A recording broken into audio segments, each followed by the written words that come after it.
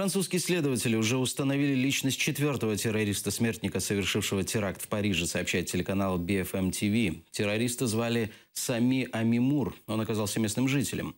Напомним, серия терактов в Париже произошла 13 ноября. Погибли 132 человека. По словам президента Франции Франсуа Олланда, за этим стоят боевики ИГИЛ. Известно, что атаки террористов спланировал и профинансировал сирийский радикал Абдель-Хамид Абауд. Это акт войны, который был хорошо подготовлен, спланирован из-за рубежа. Сообщники террористов были внутри страны. Сейчас идет следствие, которое это точно установит. Все меры, которые нужны, чтобы защитить наших граждан и нашу страну, приняты в срочном порядке. Франция будет без всяких скидок действовать против террористов, как внутри страны, так и за рубежом. Мы призываем к хладнокровию и совместным действиям с нашими друзьями и союзниками. Франция активна, Франция бдительна. Франция победит варварство, применяя все наши силы, которые мы можем сегодня мобилизовать.